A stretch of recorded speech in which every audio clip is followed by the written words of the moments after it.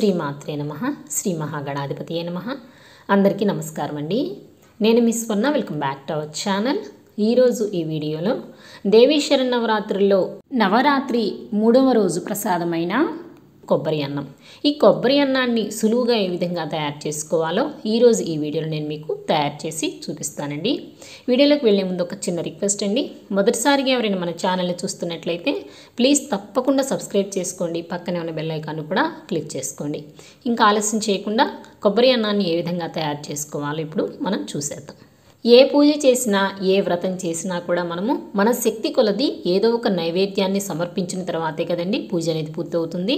ఆ ఉద్దేశంతో ఈ దేవీ శరన్నవరాత్రుల్లో సులువుగా ఏ విధంగా నైవేద్యాలను తయారు చేసుకోవాలి అనేది మన ఛానల్లో ఒక్కొక్క రోజు ఒక వీడియో అనేది నేను పోస్ట్ చేస్తూ ఉంటానండి. వీడియోని మీరు మిస్ కాకుండా చూడాలి అని అనుకుంటే కనుక మన ఛానల్ని తప్పకుండా సబ్స్క్రైబ్ చేసుకోండి. పక్కనే ఉన్న బెల్ ఐకాన్ని క్లిక్ చేసుకున్నప్పుడే మీకు మీ హోమ్ పేజ్కి నా నోటిఫికేషన్ అనేది వస్తుందండి. అప్పుడు మీరు వీడియోని మిస్ కాకుండా చూడొచ్చు. ఈ కొబ్బరి అన్నాన్ని తయారు చేసుకోవడానికి ముందుగా ఒక ప్రెషర్ కుక్కర్లో 2 కప్స్ రైస్ని తీసుకోవాలి. ఈ రైస్ని ఇప్పుడు 2-3 సార్లు బాగా వాష్ చేసుకోవాలండి. ఇలా వాష్ చేసుకున్న తర్వాత వాటర్ని డ్రైన్ అవుట్ చేసుకుని ఇప్పుడు ఇందులోకి మనం 2 కప్స్ రైస్ తీసుకున్నాం కదా, 2 కప్స్ రైస్కి 4 కప్స్ వాటర్ అనేది యాడ్ చేసుకోవాలి. ఇలా 4 కప్స్ వాటర్ తీసుకున్న తర్వాత మూత పెట్టుకుని ఇప్పుడు 3 విజిల్స్ వచ్చే వరకు దీన్ని ఉడికించుకోవాలండి. ఇది ఉడికేలోపు ఈ కొబ్బరి అన్నంలోకి మనము ఇలా కొబ్బరిని అనేది గ్రేట్ చేసుకుని పెట్టుకోవాలన్నమాట.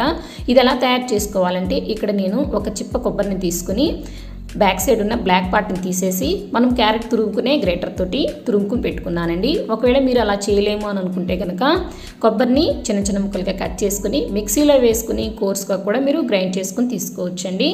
ఇలా మనము బ్లాక్ పార్ట్ని తీసేసి కొబ్బరిని కనుక మనము యూజ్ చేసుకున్నామంటే చిన్నపిల్లలు తిన్నా కూడా వాళ్ళకి దగ్గు అనేది అసలు రాదండి. ఎప్పుడైనా సరే మనం ఏ రెసిపీ చేసుకున్న కొబ్బరితోటి బ్లాక్ పార్ట్ అనేది తీసేసుకుని యూజ్ చేసుకుంటే చాలా మంచిదండి.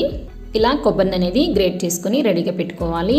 తర్వాత ఇక్కడ చూడండి మనకి కుక్కరు విజిల్ కూడా వచ్చేసిందండి. ఇలా మూత తీసుకొని ఇప్పుడు ఈ రైస్ని ఒక బౌల్లోకి ట్రాన్స్ఫర్ చేసుకుని పక్కన పెట్టుకోవాలి. తర్వాత స్టవ్ మీద ఒక ప్యాన్ పెట్టుకొని 2 టేబుల్ స్పూన్స్ వరకు నెయ్యిని వేసుకోవాలండి. ఈ కొబ్బరి అన్నంలోకి పోపుని నెయ్యితో పెట్టుకుంటేనే రుచిగా ఉంటుందండి. ఇప్పుడు ఇందులోకి 1 టేబుల్ స్పూన్ వరకు పచ్చిశనగపప్పు, 1 టేబుల్ స్పూన్ మినపప్పు, 1/2 టేబుల్ స్పూన్ ఆవాలు, 1/2 టేబుల్ స్పూన్ జీలకర్ర కూడా వేసుకుని ఇవన్నీ కూడా చక్కగా నేతిలో క్రిస్పీగా అయ్యే వరకు ఫ్రై చేసుకోవాలండి. ఇవి ఫ్రై అయిన తర్వాత ఇప్పుడు ఇందులోకి కొన్ని జీడిపప్పును కూడా వేసుకుని జీడిపప్పు కూడా కలర్ చేంజ్ అయ్యే వరకు మరొక నిమిషం పాటు మీడియం ఫ్లేమ్లో ఉంచుకొని మాడిపోకుండా ఫ్రై చేసుకోవాలి. తర్వాత ఇందులోకి 10-15 పచ్చిమిరపకాయలని ఇలాగా కట్ చేసుకుని వేసుకోవాలండి. ఈ పచ్చిమిరపకాయలు కూడా చక్కగా 1 నిమిషం పాటు ఫ్రై అయిన తర్వాత ఇందులోకి చిటికెడు ఇంగువను కూడా యాడ్ చేసుకోవాలి. ఈ కొబ్బరి అన్నంలోకి ఇంగువ వేసుకుంటే ఫ్లేవర్ అనేది చాలా బాగుంటుందండి. అలాగే కొద్దిగా కరివేపాకును కూడా వేసుకుని చక్కగా అంతా బాగా ఫ్రై అయ్యే వరకు 1 నిమిషం పాటు ఫ్రై చేసుకోవాలండి. ఇలా పోపంతా కూడా బాగా ఫ్రై అయిపోయిన తర్వాత ఇప్పుడు ఇందులోకి మనం ముందుగా గ్రేట్ చేసి పెట్టుకున్న పచ్చి కొబ్బరి తురుముని యాడ్ చేసుకోవాలి.